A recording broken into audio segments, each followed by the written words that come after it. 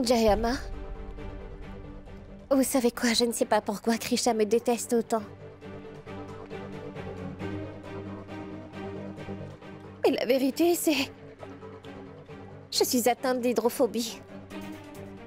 L'eau me fait vraiment peur.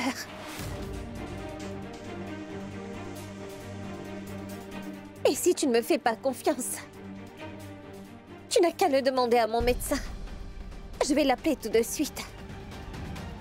Peut-être que tu croiras ce qu'il dit. Vas-y, demande-le lui. Allez, vas-y, parle-lui. Va, Mika. Je prouverai devant tout le monde que ce que tu viens de dire n'est que mensonge. Ça suffit, Krisha. Rien d'entre vous n'a besoin de prouver quoi que ce soit. Je ne veux plus rien entendre. D'ailleurs, va, Mika, tu as besoin de te reposer maintenant. Et toi, Krisha, je dois te parler.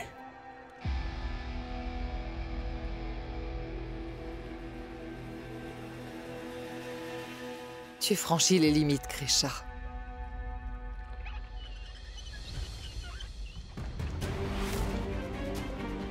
Va, Mika. Tu es trempée, tu pourrais attraper froid. Allez, va changer tes vêtements. Allez. Ma tante attendait. Je vais aller chercher mon téléphone. D'accord, vas-y, ma chérie.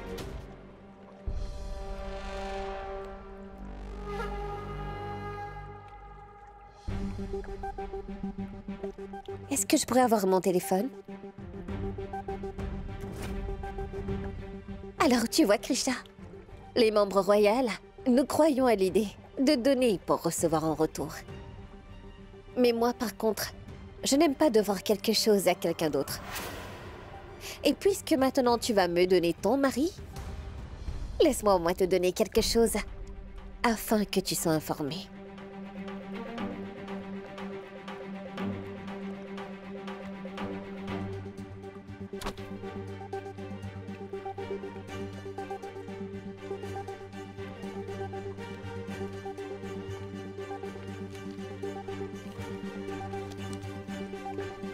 Si un prince d'Ambikapur décide de se marier et voudrait comme épouse une fille ordinaire, il renonce alors définitivement au droit du trône. Et il ne pourrait pas prétendre au titre de roi. Alors c'est... à cause de moi, il ne pourra jamais.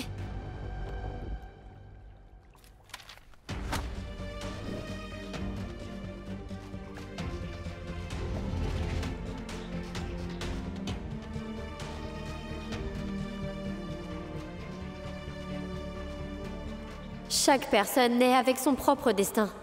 Monsieur Devraj est destiné à être roi, et je suis un obstacle sur son chemin. Pourtant, je ne sais vraiment pas pourquoi tout ça fait partie de mon destin. Non, c'est un fardeau que je ne peux pas supporter.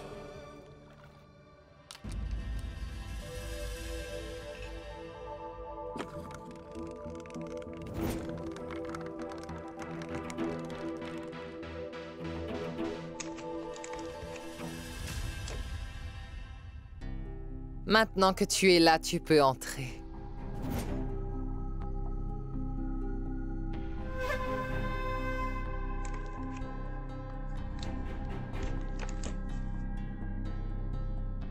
On dirait que vous craignez la défaite, n'est-ce pas? Alors que vous jouez seul. Victoire et défaite sont des pièges pour l'esprit. Ce que tu acceptes n'est pas pure conviction. Pour une fois, essaie d'être mon adversaire.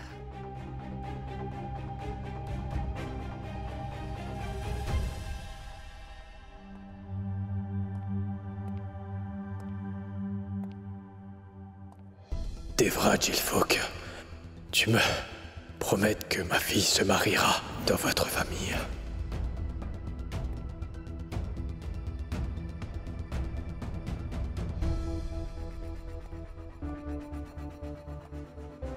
Ce que tu as fait aujourd'hui était injuste, Krisha. Tu sais qu'elle est sous ma responsabilité. Et c'est mon devoir de la protéger. Malgré le fait que tu sois ma femme, tu es allé à l'encontre de ma promesse.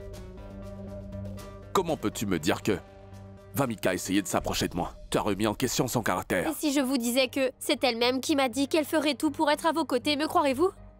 Non, parce que vous croyez que tout le monde est généreux tout comme vous. Mais non, monsieur Devraj, ce n'est pas du tout le cas. Krisha, honnêtement, je ne sais pas où j'ai fait erreur. Qu'est-ce que j'ai fait? Pourquoi agis-tu de cette façon? Et ça aussi, d'ailleurs, pourquoi voudrait-elle se rapprocher de moi? Vamika va épouser Arav. Même si c'est le cas, je ne suis plus un enfant. Alors, arrête de dire que... Arrêtez avec Vamika, ce n'est pas elle mon problème. C'est vous. Vous m'avez menti, monsieur Devraj. Quoi? Sur quoi est-ce que j'ai menti?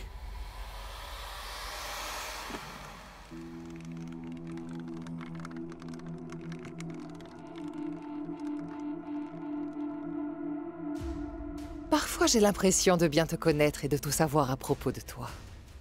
Mais ensuite, tu fais quelque chose. Et j'ai l'impression que personne n'a aucune idée de qui est vraiment la princesse Vamika en réalité. Qui est donc vraiment la princesse Vamika? Tu es différente de ce que tu sembles être. Les personnes qui ont une double facette peuvent facilement reconnaître ceux qui leur ressemblent. Et moi, je ne suis pas seule. Vous aussi, vous jouez un jeu ici, n'est-ce pas? Dites-moi donc, qui est la véritable Jayama?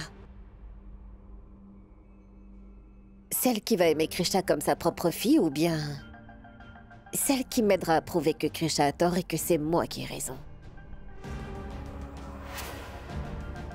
Qui êtes-vous?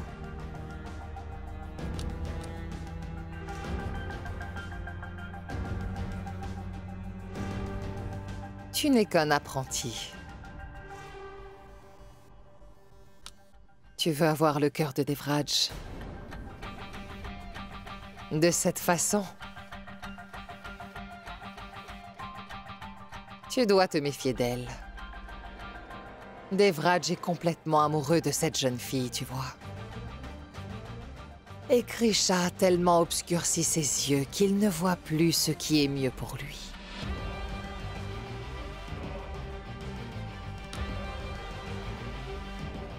Fais-la sortir de notre chemin et va prendre sa place.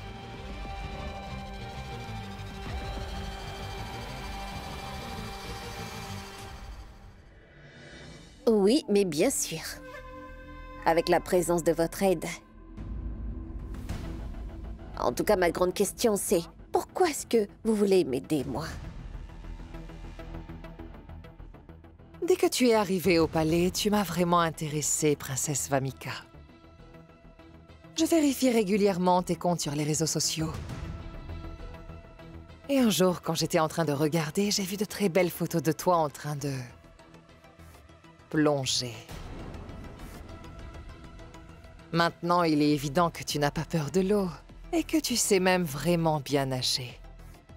Tu es même une experte dans le domaine. Et maintenant, imagine si quelqu'un d'autre au palais tombait sur ces magnifiques photos de toi. Ainsi, ton plan de l'hydrophobie va s'effondrer. Mais ne t'inquiète pas. J'ai fait ce qu'il fallait pour faire enlever et disparaître ces images. Mais à quoi bon servent ces mouvements triviaux? Ton objectif et Devraj n'ont pas autre chose, n'est-ce pas? Je peux aussi lire à travers les yeux et les visages. Et apparemment, j'ai aussi lu le secret qui est caché derrière tes beaux yeux. C'est que nous avons un objectif en commun. Supprimer Krisha de notre chemin. Même direction. Donc évidemment, la route est aussi la même. Voyons maintenant si tu as vraiment la capacité de me soutenir. Ou pas.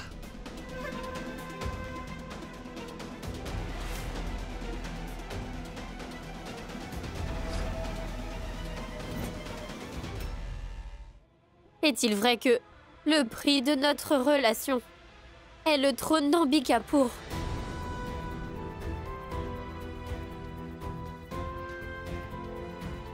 Après m'avoir épousé, vous allez perdre votre droit à hériter du trône.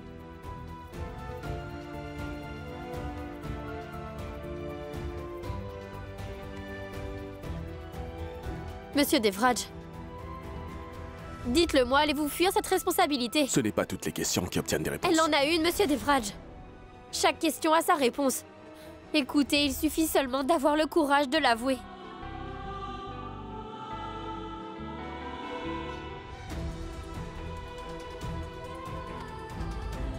Alors jurez-le sur ma tête, Monsieur Devraj. Dites-moi la vérité. Est-ce que m'épouser signifie que vous allez abandonner toute revendication au trône?